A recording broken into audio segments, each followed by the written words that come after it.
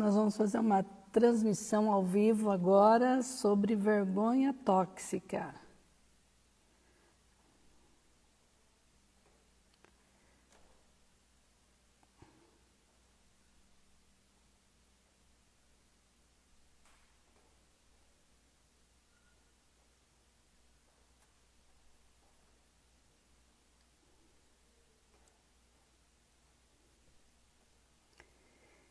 Deixa eu ver quem que já está aqui. A Mimi está aqui.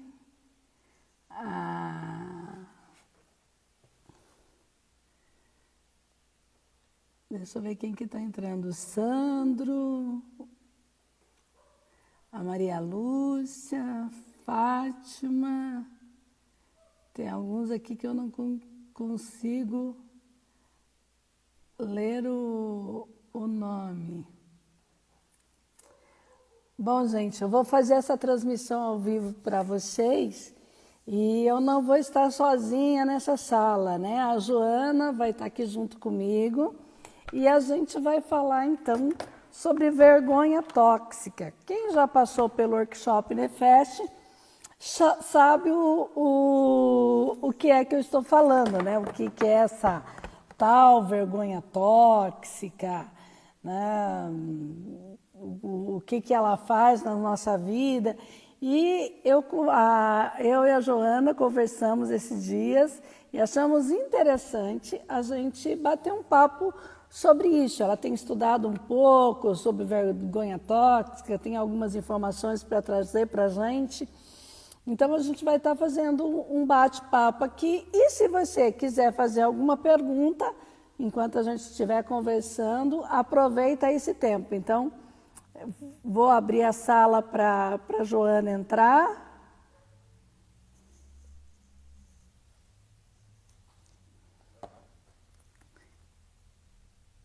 E aí nós vamos conversar um pouquinho sobre essa vergonha tóxica, o que ela faz na vida da gente. E se você quiser convidar algumas pessoas, né, vai aí no seu aviãozinho aí, né, chama a turma, né, quem tiver por aí para estar entrando, né? Enquanto isso, eu vou esperando a Joana aceitar o meu convite para ela entrar na sala.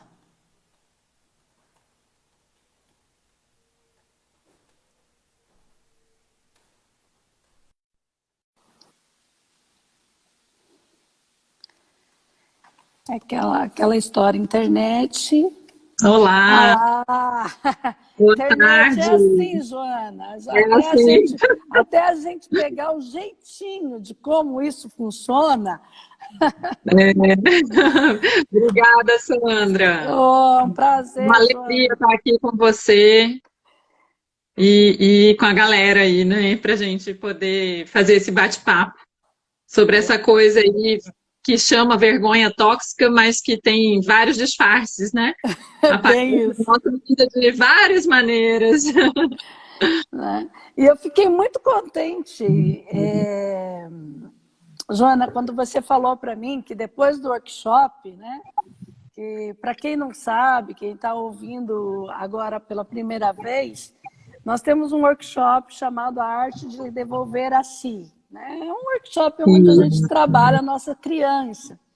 E a Joana fez workshop com a gente. Você fez quando, Joana? Eu fiz 2019, em janeiro de 2019. 2019. Foi em Campo Isso. Grande, né? Em Campo Grande.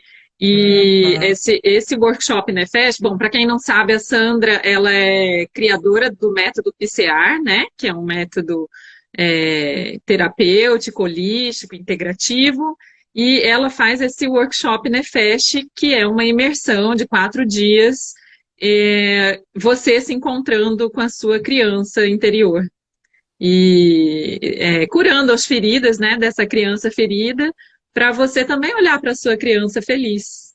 E foi lá no workshop Nefest a primeira vez que eu ouvi esse termo, vergonha tóxica, e que me chamou a atenção. E eu fiquei assim curiosíssima quando eu ouvi você dizer que estava estudando, tinha lido o livro do João Bradaço e estava olhando para isso e pensando, né, seria legal, né, a gente fazer esse bate-papo. Eu acho que, principalmente para quem já fez workshop Nefesh, aqueles que querem saber o que é isso, o que é essa tal de vergonha tóxica, saber o quanto É, isso influencia a nossa vida, que eu acho que é uma aham, grande descoberta, né, Joana? Quando a gente com descobre que tem certeza. essas coisas atrapalhando a gente.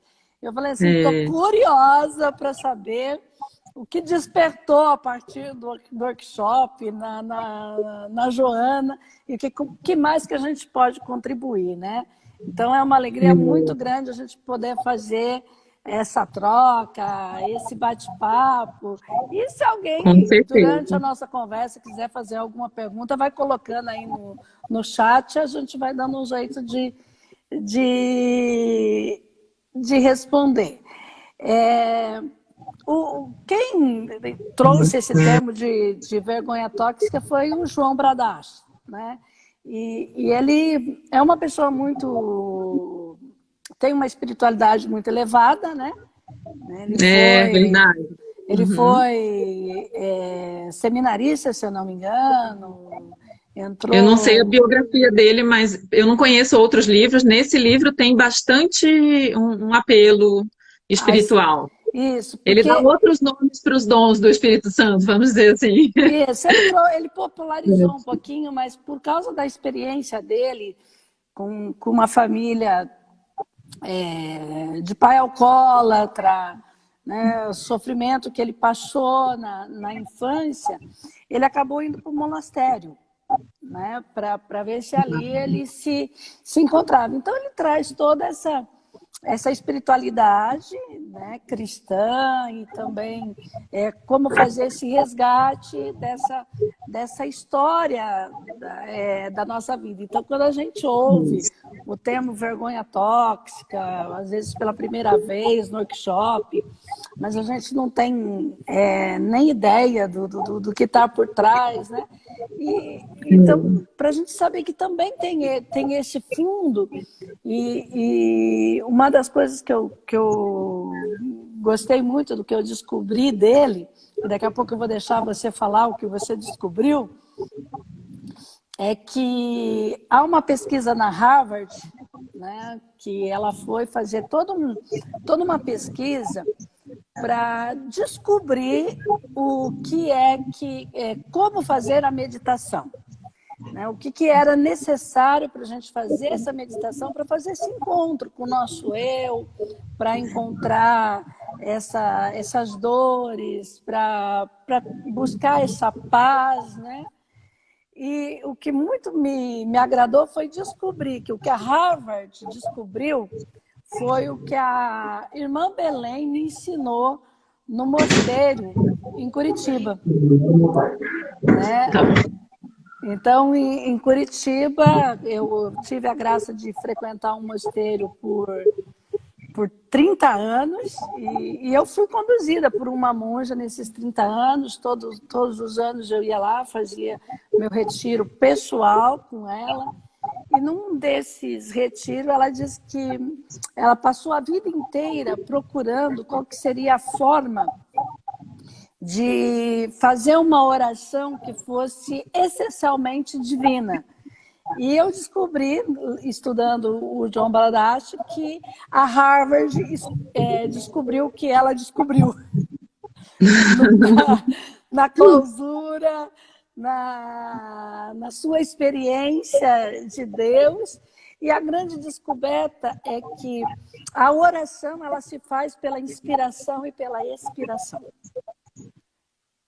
E a descoberta da irmã Belém foi justamente isso, que se eu quisesse fazer uma oração que fosse essencialmente divina, tinha que ser pela inspiração e pela expiração.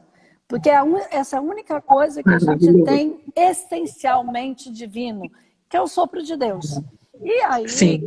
quem não tem essa filosofia cristã pode pensar isso no Big Bang, pode pensar na força do universo, pode pensar no holograma, né? Nós pensamos na imagem e semelhança de Deus, né? Que somos essa imagem e semelhança.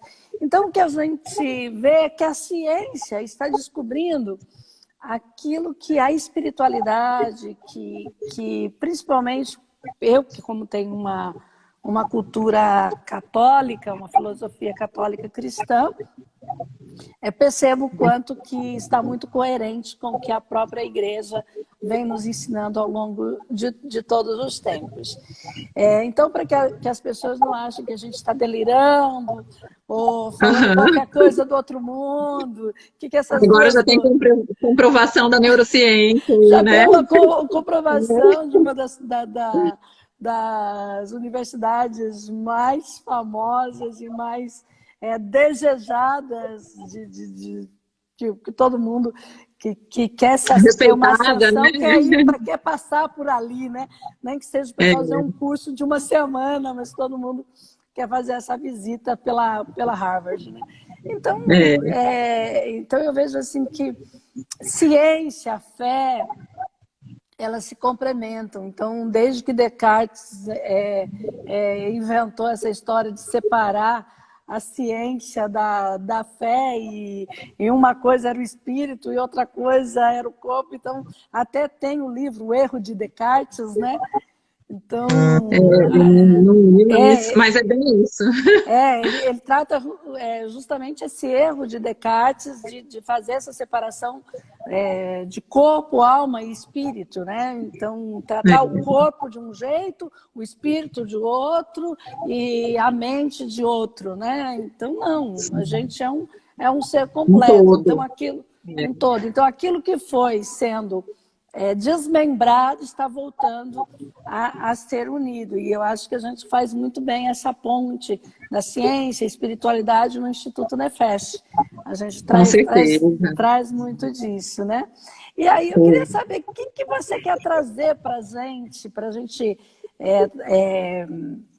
passar para o pessoal dessa vergonha tóxica. Que nome doido é esse que o John Bradás trouxe para todo mundo, né? Que é isso? Vamos lá, vamos trocar. Então, hoje a gente está falando muito em tóxico, né? Até banalizou um pouco. Essa pessoa é tóxica, fulano é tóxico, a mãe é tóxica, o pai é tóxico. Mas, então, saindo desse banal, vem esse nome vergonha tóxica que acaba, né, dentro desse contexto banal, às vezes as pessoas acabam achando, é mais uma terminologia aí, da modinha, vamos dizer, mas o livro é bem antigo, inclusive, não sei se tá dando para ver, aqui esse Curando a Vergonha que lhe impede de viver. Esse aqui eu até achei num sebo virtual, não editam mais no Brasil, tem ele em inglês, eu não sei o título em inglês, e eu escutei esse termo lá no Nefesh, e quando eu fui ler o livro, eu vi que o método PCA contempla muito bem todos esses assuntos, né?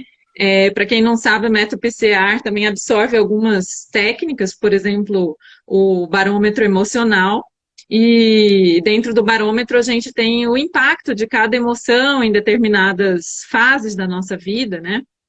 E aqui o John Bradshaw traz essa abordagem que tem a ver com, me corrija se eu estiver errado, Sandra, com aquela parte amarela do barômetro, né? Com sintonia e indiferença, unidade de separação e escolha sem escolha. Porque alguns autores trazem que essa vergonha tóxica pode vir lá da fase uterina. É uma vergonha que já vem da mamãe, às vezes de uma gravidez indesejada, às vezes no abandono conjugal, ou aquela mãe não foi apoiada de alguma forma, e esse sentimento de vergonha tóxica já, o bebê, né, o feto ali, já faz um imprinting, né, uma impressão daquele sentimento. E o que ele traz como vergonha tóxica? Que às vezes a pessoa pensa assim, mas eu não sou tímido, ou eu não sou envergonhado, vamos dizer assim. Mas ela tem disfarces, né? ela tem o disfarce da depressão, por exemplo, desse sentimento da estima condicionada. Então, assim, eu só me sinto bom o suficiente se alguém de fora vir aqui me validar, né? Então, essas sensações que a gente vai levando como verdades absolutas, né? Ele traz o que a Sandra trabalha no nosso cérebro emocional, né? Que ela carinhosamente chama de macaco. Meu companheiro de todos os tempos. Eu digo que a Sandra, ela inventou um idioma para falar com esse macaco e a gente fala com ele e ele entende e libera lá aqueles estresses que estão nos bloqueando, estão nos atrapalhando. Então, Então, não, às vezes a gente começa a falar desses imprints da infância, que vai aí do 0 aos 7 anos, né, que são o nosso mundo, e esse espaço do 0 aos 7 anos, da concepção até os 7 anos, e às vezes quem não entende do que a gente está falando, fala assim, capaz, né? Capaz que aquilo que aconteceu lá na infância vai estar marcando a nossa vida. Então, às vezes, o que a gente não sabe é que nessa fase dos 0 aos 7 anos existe o que a gente chama de capa de mielinização, né? Então, vai haver uma mielinização na nossa medula, que vão trazer as nossas competências. E o que é uma mielinização da medula, né? Então, imagine assim que você, à medida que você é concebido, você tem um fio desencapado do cérebro até o cóccix, né? E vocês sabem o que acontece quando a gente toca num fiozinho desencapado, né? Vai dar choque, vai dar... E nós não nascemos. Para encapar isso, é preciso criar uma bainha, né, de mielina. Então, vai ser criada uma bainha, vai ser criada uma proteção, e ela começa desde lá do útero materno no cérebro, que vai fazer essa proteção das nossas competências psíquicas. Então, dependendo de como é o mundo externo da mamãe, isso pode influenciar muito no que está acontecendo nesse momento. Aí depois vai da fase oral, aí nós vamos trabalhar, vai ser aquelas fases que Freud trabalha, né? Oral, anal, fálica, né? Então vai passar, e cada vez que ela vai passar, a criança vai passando por esse desenvolvimento, a bainha de mielina vai sendo encapada, né? Então, dependendo dos dramas que eu vivo nisso, vão criar os nossos problemas. E aí pode criar também uma questão que a gente chama de impostor. Eu me sinto um impostor. Eu me sinto muitas vezes uma pessoa falsa. Eu faço as coisas, mas eu não estou convicto de que aquilo eu deveria fazer, eu poderia fazer, eu conseguiria fazer. Então, são todas as confusões que a gente faz. E o John, ele trabalha um pouco disso, mas continua. Só queria fazer esse parênteses. Ele traz aqui, né, que a vergonha ela é um sentimento natural e ele é pré-cognitivo, vamos dizer assim, o bebezinho já sente realmente, né, quando o bebê esconde o rostinho, quando ele vê alguém que ele não conhece, e que essa vergonha saudável, que faz parte do desenvolvimento humano, ela faz parte da gente entender limites, né, inclusive limite de preservar a nossa integridade, a nossa vida, né, o bebê para não botar o dedinho no fogão, no fogo, enfim. E essa vergonha é a vergonha, uma vergonha positiva, vamos dizer assim, né? E traz também o sentimento da gente reconhecer que somos humanos e que temos as nossas limitações e que precisamos fazer conexões de empatia para a gente conseguir se desenvolver, né? Então, a criança ela vai precisar de ajuda, para se desenvolver, e esse reconhecimento de que ela não é 100% em tudo, faz parte da vergonha saudável. E a vergonha tóxica não, é ao contrário, ela acha que por ter cometido um erro, ela é o próprio erro, ela é errado, ela é defeituosa, porque a criança, quando ela está lá num lar disfuncional, geralmente os pais já têm essa base de vergonha, né? Já é um lar que os pais já trazem essa base de vergonha tóxica, e a criança precisa sobreviver, e quem vai dar sobrevivência para essa criança são os pais, né? Então ela até tem raiva dos pais, mas aquela raiva é reprimida, porque ela precisa daqueles pais para que ela sobreviva. E aí ela faz um equívoco, ela faz uma troca, ela começa a achar que os pais não podem ser maus, porque dos pais depende a própria sobrevivência. Então ela começa a achar que ela é defeituosa, que ela é ruim, e começa aí esse equívoco da necessidade de aprovação externa. Então eu só sou bom se a mamãe e o papai me validarem, ou eu sou bom se aquela professora me validar. Aí chega na adolescência, eu só sou bom se o meu grupo de amigos me validarem, se o meu namoradinho me validar. E assim ela vai levando esse padrão. Tem um autor aqui que fala que a gente tem essas vozes interiores, né, que a psicologia chama de introjetar o pai e a mãe. Esse autor ele chama de voz interior, que são gravações, e que a gente tem umas 25 mil horas de gravação paterna e materna. E uma coisa interessante dessa criança interior que você está falando aí, das necessidades, né? Porque a cada fase desse desenvolvimento, você tem uma necessidade básica, né? E você precisa desses pais para atender essa necessidade básica, porque dos mamíferos, nós somos um daqueles que não sobrevive se não tiver cuidado e se não tiver apoio. Então, a gente precisa um pouco começar a olhar para as nossas necessidades, né? E como nós, adultos, temos tantas dificuldades de saber o que nós precisamos, né? Então, nós chegamos na vida adulta e a gente não sabe o que a gente precisa, a gente não sabe o que a gente quer, a gente não sabe o que quer estudar, a gente não sabe que curso quer fazer, a gente não sabe que diversão quer escolher, que passeio quer fazer. Então, nós estamos cheios de necessidades das quais nós nem reconhecemos. E de onde vem isso? Vem lá dessa infância.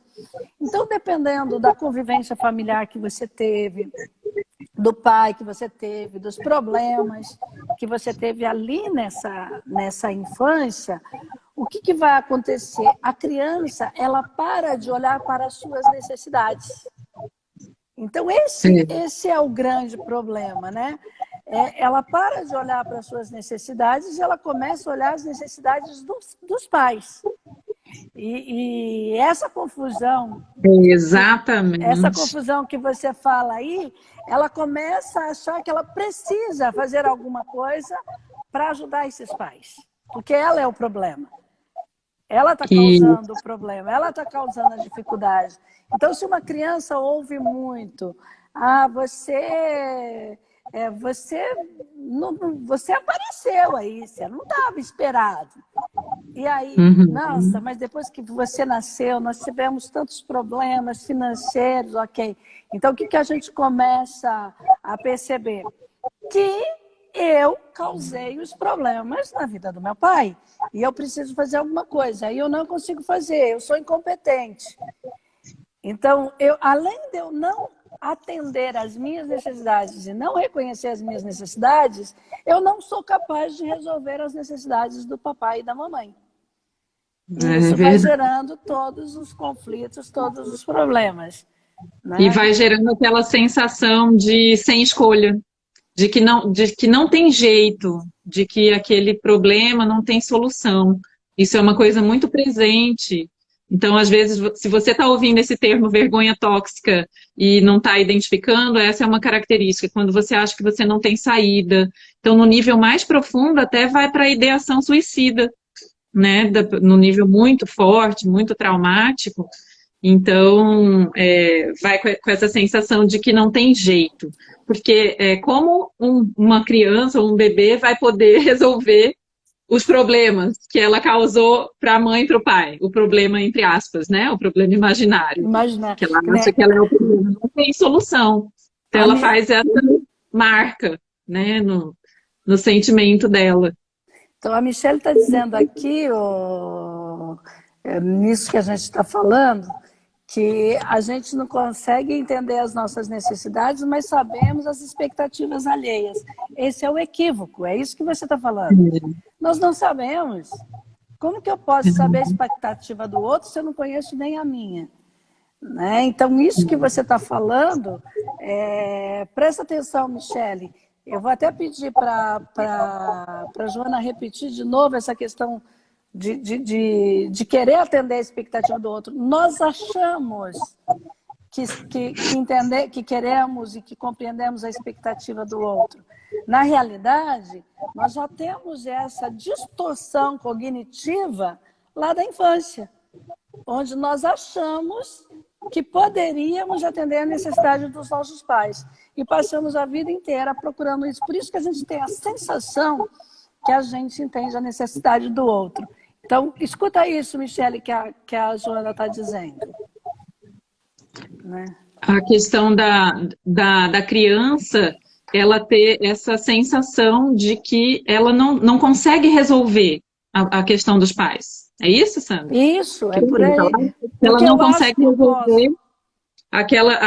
e aí ela começa a ter uma sensação de estar sem saída, né? Porque ela está vivendo através do olhar do outro, que em certa medida é natural mesmo. A criança ela vai se desenvolvendo a partir do olhar do pai e daquela mãe. Só que se os próprios pais têm as carências, as dores deles, eles não dão conta de lidar com as carências da criança. Então aquilo fica reprimido, aquilo é represado, congelado, bloqueado, e ela vai levando a essa sensação de eu não sou bom o suficiente. Então, e aí tem uma coisa curiosa que ele fala, que às vezes, nem sempre essas pessoas são mal sucedidas, às vezes elas são grandes realizadores, mas o preço é muito alto, porque é o realizador perfeccionista. Então, aquilo tem muito sofrimento, e é aquele artista, por exemplo, que é brilhante, e aí vem uma crítica no jornal que fala que o seu olho estava torto. Pum, o mundo desaba. Então, existe uma fragilidade ali. Apesar da pessoa se esforçar muito, ser uma realizadora, ela não se reconhece bom o suficiente. Então, o perfeccionismo também tem vergonha tóxica envolvida. Agora, imagine o que é isso, Joana, hoje, nesse mundo virtual.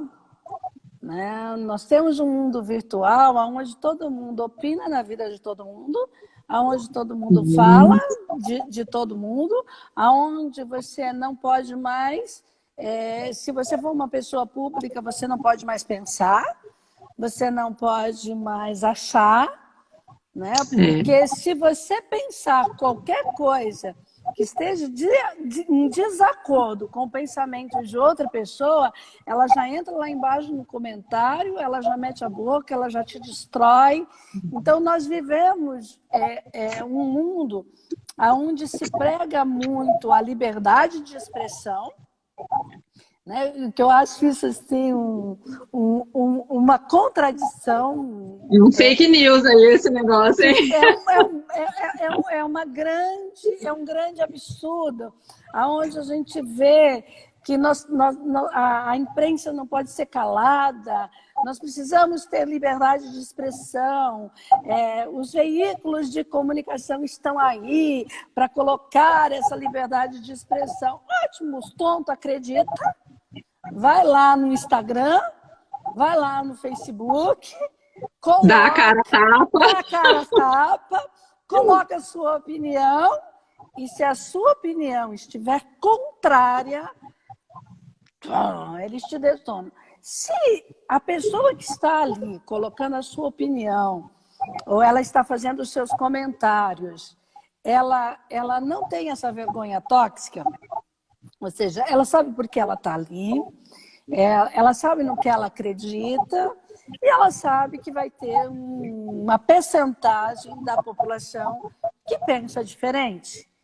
Então, uma vez que eu estou, o que eu uso o termo assim, curado, no sentido de, ok, a minha ferida lá da infância, das minhas rejeições, a minha ferida lá da infância, das minhas desvalorizações, dos meus riscos de sobrevivência, eles estão curados, eu vou olhar aquilo e vou dizer uma opinião diferente da minha.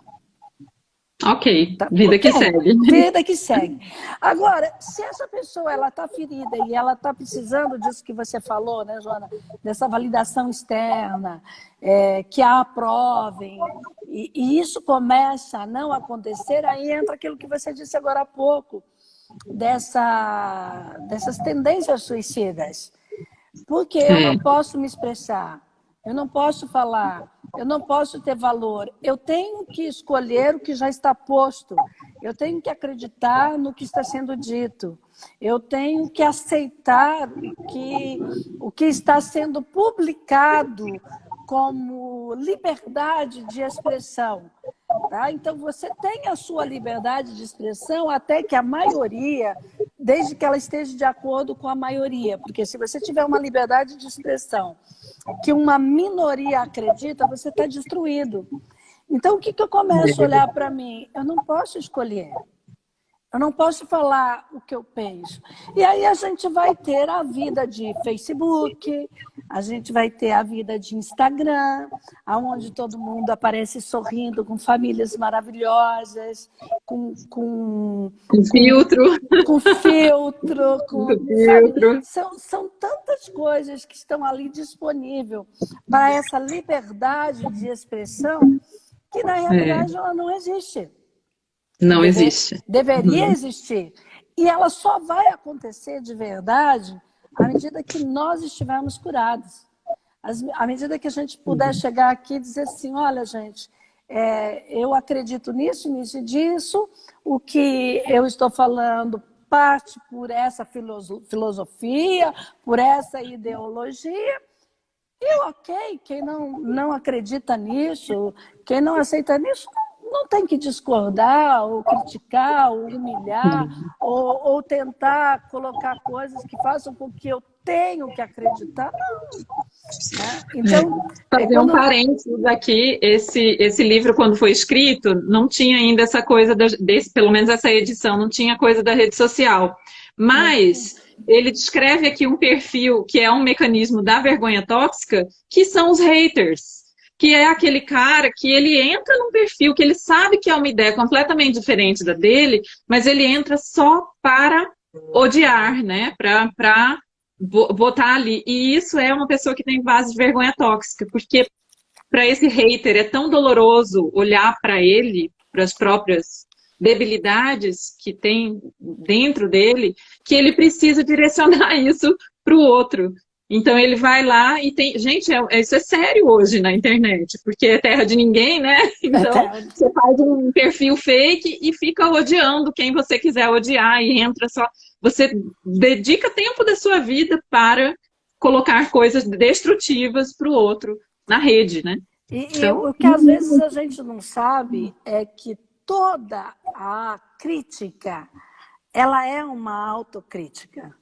Né? Todo o julgamento, ele é um auto-julgamento em alguma instância da minha história, em alguma instância da minha vida. Então, às vezes, a pessoa confunde uma crítica de um posicionamento, de uma percepção. Então, por exemplo, eu tenho uma crítica que eu gosto de fazer daquela série, a Anne com E. Ah, Anne com E. Anne com E.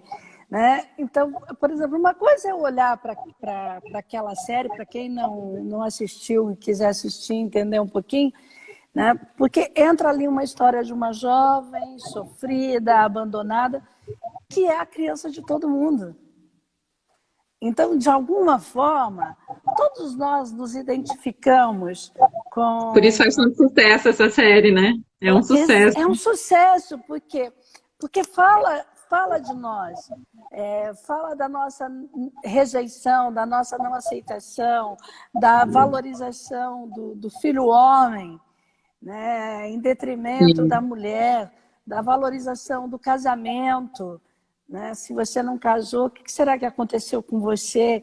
Então, ela traz todas essas dores que são dores do nosso dia a dia, são dores reais, né? Por exemplo, eu posso olhar para essa série e dizer, é muito drama, é muito não sei o quê. Não, mas eu também posso olhar para essa cena e ver que eles fazem com que a gente se vincule com a Anne, depois a gente se vincule com o rapazinho, que eu não consigo gravar o nome dele. Né? Eu não lembro também. Também não lembro, que é o rapaz que também é o bonitinho, é o bem-sucedido, é o que tem tudo para dar certo, mas tem um pai doente, a mãe morreu no parto. Quantos não tem uma mãe que morreu no parto? Quantos não foram abandonados? Então a gente começa a se identificar. Depois que a gente está todo identificado, eles começam a trazer valores, que eu não estou dizendo que são bons, que são ruins. Eles começam a trazer valores. Valores do espaço da mulher na sociedade, valores da imprensa, que a imprensa precisa ter sua voz, começam a trazer os valores do respeito aos diferentes, né? Que só pelo fato de ter uma opção sexual diferente, uma cor diferente, eram escrachados. Então, eles são os defensores da homossexualidade ali, que eles vão trazer dignidade, respeito, vão trazer dignidade para o homem negro, vão dividir os bens com aquele negro, dando a possibilidade dele poder crescer. Então, quer dizer, emocionalmente, nós conseguimos aceitar novos valores. Então, isso é uma forma da gente, que eu penso que essa série trouxe, para que a gente esteja mais aberto às diferenças e menos críticos, no sentido de destrutivos das desigualdades. Né? Então, uma coisa é você fazer um olhar do que está ali, do que isso aqui não presta, isso aqui não vale nada, onde já se viu, ficar querendo incutir esses valores, querendo que todo mundo agora aceite. Está vendo como há uma diferença? É só uma ampliação do olhar, né? De pegar o amplo mesmo. Exato. Da história, né? Então, quando a gente consegue fazer também isso na nossa vida, né, a gente começa a perceber o quanto nós fomos doutrinados a ter as crenças que nós temos, os sofrimentos que nós temos, né? Então, a Maísa está aqui dizendo, né, será que a sensação de inadequação, ela também é vergonha tóxica? Será que vergonha tóxica. Inadequação, sentimento de eu sou inferior, que é diferente de você tomar consciência de que você tem uma certa dificuldade, vamos dizer, eu tenho dificuldade em entender matemática. Aí quem tem vergonha tóxica vai falar, eu sou burro. Ter dificuldade em matemática não tem nada a ver com ser burro, não é verdade? Só que quem tem a vergonha tóxica, ela generaliza. Ele fala das generalizações. Né? Por exemplo, você ter medo para fazer algo novo, né? Ter aquelas borboletas no estômago, quando você vai fazer alguma coisa que você nunca fez, ótimo, extremamente normal. Que essas significa que você está vivo, né? Você está vivo, você se preocupa em trazer um bom conteúdo, você se preocupa em dar um melhor, ok, tá jóia. Agora, quando você diz assim, eu não posso, eu não sou suficiente, eu tenho medo, eu não vou me expor. Quer dizer, a vergonha de correr algum risco de inadequação, né, me leva a um medo paralisante. E não, e não esse medo das borboletas no estômago que vai fazer com que eu me prepare. Né? Exato. que vai Que vai fazer te com que eu impulsionar. arrisque e Isso. que eu avance. Então, são coisas assim completamente diferentes que vão intoxicando. Por isso que é vergonha tóxica. Né? Ele fala também das pessoas que têm aquela característica de ficar achando que tudo é pessoal, então tem aqueles complexos. Que é isso, né? Na verdade, não, eu não vou me arriscar, eu não vou botar a minha cara a tapa, porque o que que os outros vão pensar? A vergonha tóxica, a pessoa vai perdendo a espontaneidade, porque ela está sempre muito preocupada com o externo, o que que os outros vão validar ou não validar na vida dela. E aí, de repente, é aquilo que você falou, a pessoa se vê completamente perdida, ela não sabe o que que ela quer da vida, ela entra numa depressão, numa falta de sentido para a vida. É, outra coisa que ela faz, ela sempre está achando o que aquelas pessoas estão falando dela, então ela tem vamos dizer, uma paranoia, assim, eu acho que aquele povo lá no emprego está falando mal de mim, no meu serviço, ou na faculdade, e ela vai entrando naquilo, porque ela acredita, porque vem as vozes, né, as gravações lá, as gravações paternas e maternas, e ela vai entrando naquela fantasia mesmo. E ela, ela tem dificuldade de fazer vínculo de relação, porque numa relação, especialmente afetiva, né, a gente vai mostrar a nossa vulnerabilidade. A gente vai mostrar quem a gente é. Então ela vai Sabe que botar nas práticas para poder sobreviver. o que eu acho legal você falar dessas vozes aí, porque o que acontece? Tem muita gente se achando esquizofrênico, tem muita gente achando que está tendo alucinações auditivas, e tem muita gente dizendo assim, nossa, tem uma voz aqui dentro dizendo para mim fazer coisas, tem uma voz aqui dentro dizendo que eu não posso coisas. E num primeiro momento, a gente leva isso para uma patologia. Não estou dizendo que não exista as patologias. Sim. O que eu estou dizendo aqui é que vale a pena você olhar para as dores da infância, né? Porque às vezes é só essa gravação, né, que tá aparecendo aí na sua mente, mas como você não lembra do evento, como você, por exemplo, como que você vai se lembrar de um mundo hostil no ventre materno? Então, às vezes... Você só tem uma sensação, né? Eu tenho uma sensação. E às vezes eu tenho uma vozinha me dizendo que avançar é perigoso. Né? Então, se a gente olhar assim, você está lá no ventre materno, né? O que eu digo que é o nosso paraíso. Né? Lá você não precisa trabalhar, não precisa de roupa, você não precisa, tudo vem de forma natural como o Éden. Né? Então, o ventre materno e o Éden, para mim, é uma mesma comparação. E num determinado momento, você é expulso desse Éden. Só que o que acontece? Enquanto você está lá nesse Éden, você ouve falar do que acontece naquele mundo externo. Então, o papai ou a mamãe pode dizer que está difícil, pode ter muitas brigas, pode ter violência, pode ter abusos, pode ter privações. Então, cada vez que a mamãe sofre com esse mundo externo, o meu mundo interno enrijece. Aquele útero que era para ser fofinho e macio, ele fica duro. E aí eu não posso me movimentar. Então, se eu não posso me movimentar ali no útero, eu tenho que usar a minha cabeça para criar estratégias.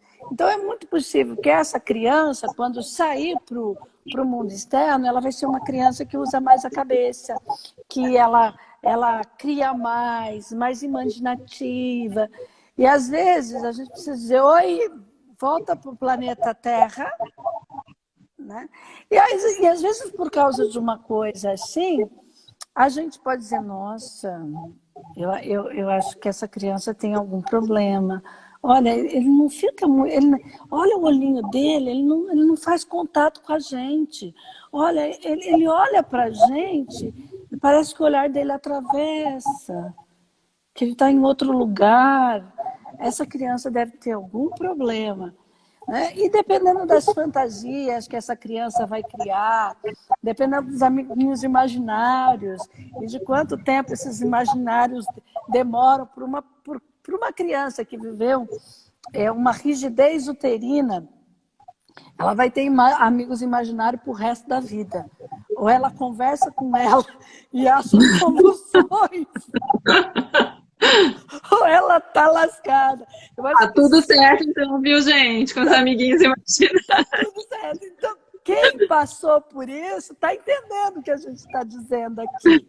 Né? Quem viveu esse útero rígido de não poder se mexer. Só que aí o que acontece? Eu vou precisar passar no vestibular, eu vou precisar passar numa OAB, eu vou precisar passar num teste para uma residência na medicina. Então, eu vou ter passagens de um mundo, de uma idade, para um outro mundo, para uma outra idade. E dependendo de como foi esse mundo interno e essa passagem que eu tive, eu vou ter problemas em todas as outras passagens. Então, o que acontece? Eu começo a acumular tensão. Aquilo vai gerar muita angústia, né? Muita tensão. Perfeitamente. E aí eu vou começar a ouvir vozes, vou começar a ouvir conselhos, vou começar...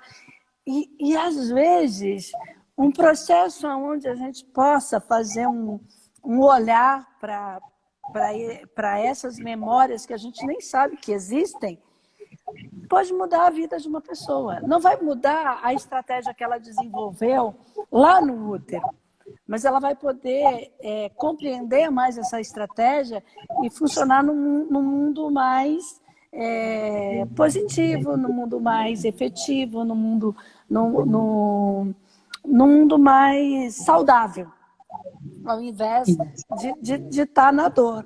Né? Então, a terapia SNT, ela traz muito isso. A gente que aprende e que consegue levar as pessoas a reviver esses momentos da infância e ressignificar, a gente sabe como quanta coisa muda, como as estruturas das pessoas mudam, né?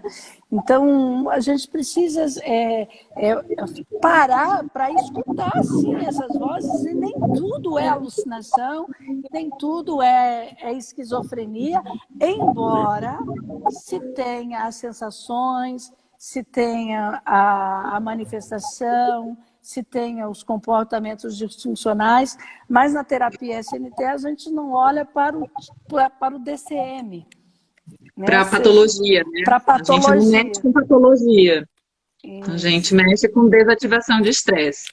Exato. E aí, quando a gente consegue mapear esses estresses e desativar, nós temos casos na terapia SNT de esquizofrenia que simplesmente... Eu vi no livro.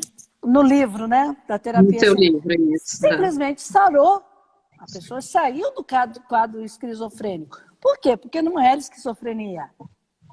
Uhum. Era só um estresse emocional. Uma vez o estresse emocional liberado, a esquizofrenia acabou.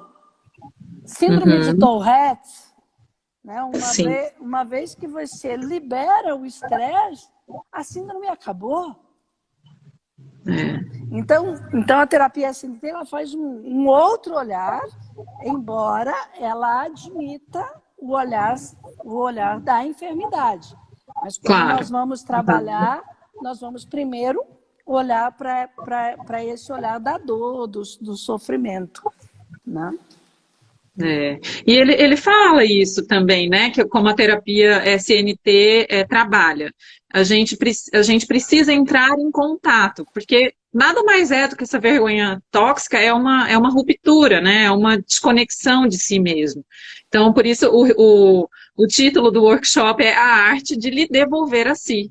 É o início de você começar a olhar quem você é, quem você nasceu para ser, né? E encontrar essa espontaneidade. Outra coisa que a Sandra fala muito, né, durante os cursos, ela usa a analogia do Gênesis, e aí você vai ver que realmente Adão, quando ele se esconde ele está na vergonha tóxica, né? Porque Deus não estava nem aí para o pecado dele. Ele não era o pecado dele, ele não era o defeituoso, ele não precisava se esconder. E a vergonha tóxica é um esconderijo. É quando você se esconde de você ou dessa sabedoria maior aí, né, de Deus, você fica escondido atrás desses mecanismos e você vai se perdendo de quem você é, da sua espontaneidade, do ser criança mesmo, né? Da criança que é espontânea, que ela não tá nem aí se ela quer botar uma meia listrada e uma meia de bolinha. Ela não tá nem aí se vão falar que ela é isso, que ela é doida, que ela é cafona. Ela vai e coloca. E são as pessoas mais incríveis, né? Quando você vê pessoas espontâneas, você vê a energia que isso tem, né? Você vê a pessoa ser quem ela é, a coerência, né? Viver com o que vai aqui dentro. Esse Quando ser eu colocar as original. máscaras, né?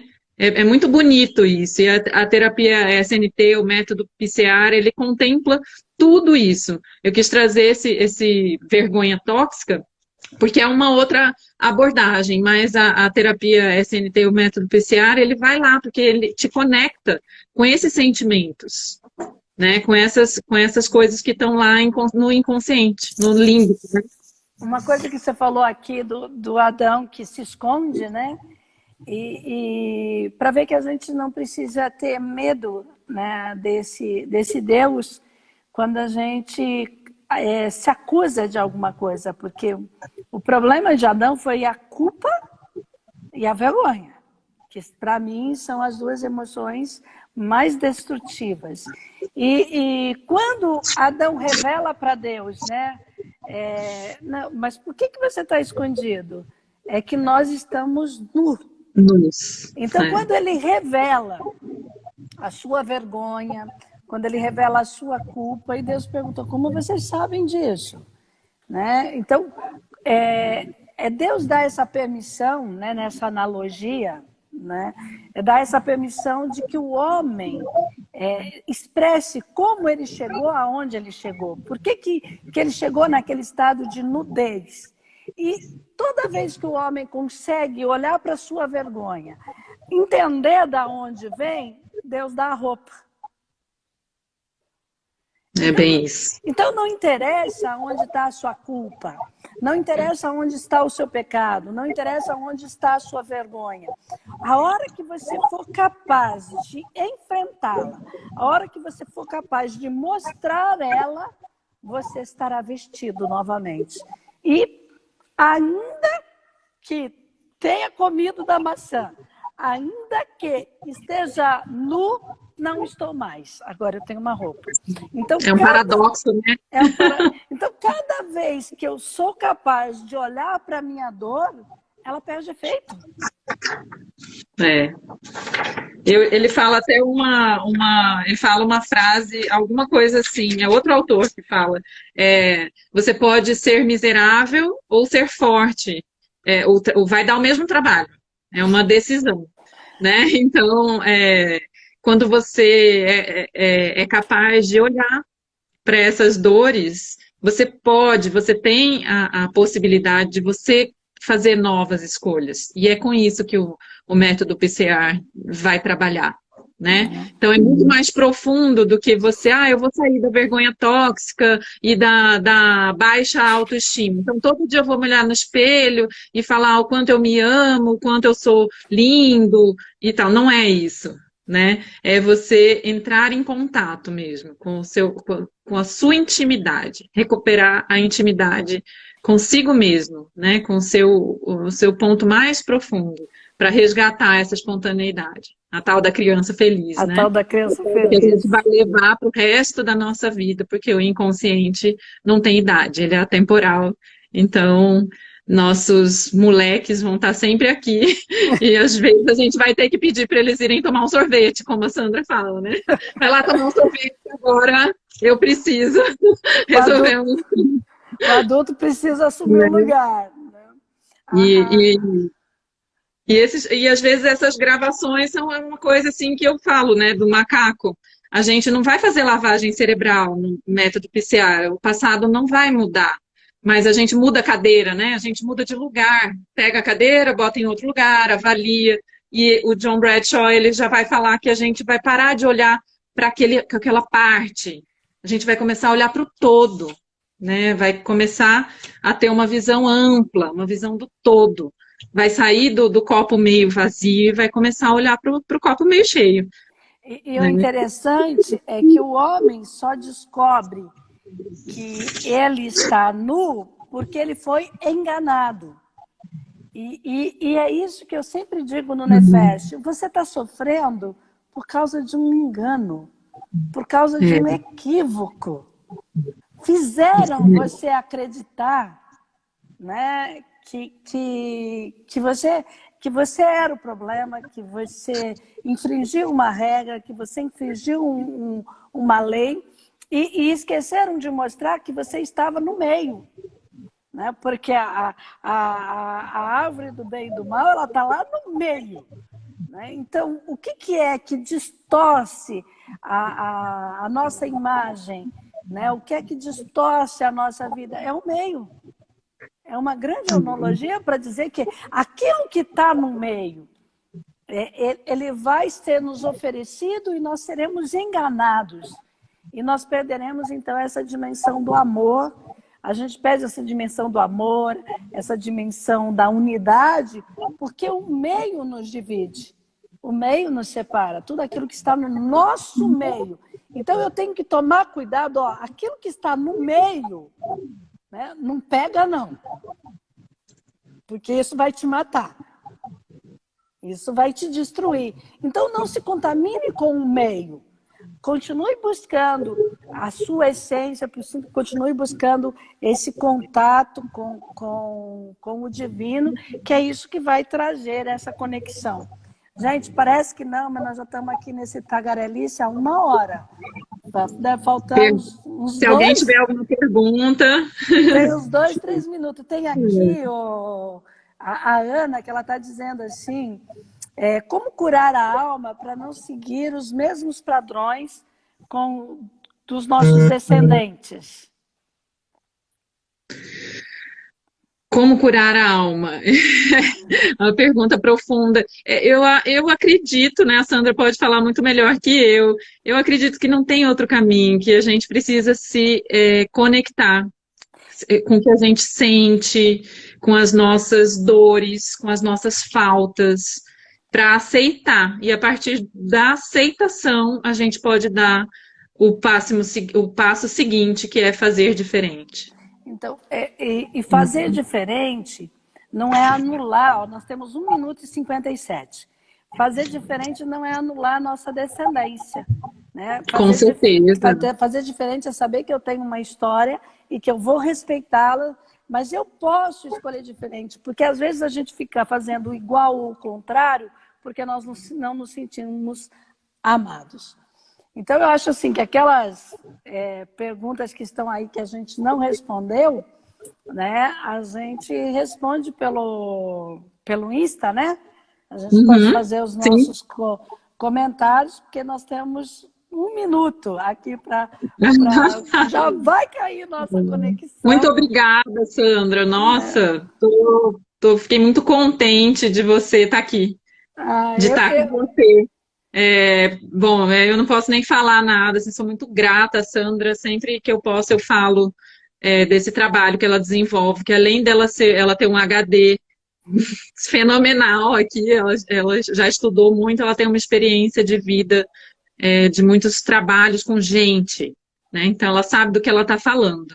Muito legal estar aqui com você. Isso, e obrigada por aceitar o convite, a gente está aqui, foi um prazer muito grande, eu espero que vocês tenham gostado, dá aí os likes, compartilha, manda para alguma pessoa se acha que isso vai contribuir, porque o que nós mais queremos é realmente que as pessoas se vistam, né? E se vistam desse amor de Deus, desse amor que não olha para o que você fez ou para o que você passou, mas ele olha muito mais para o que você é. Então, nós podemos soltar essa culpa e entrar nessa unidade de ser bem-vindo, de ser amado e ser aceito. Muito obrigada, gente. Valeu muito Maravilhoso. estar aqui. Foi um prazer estar Muito com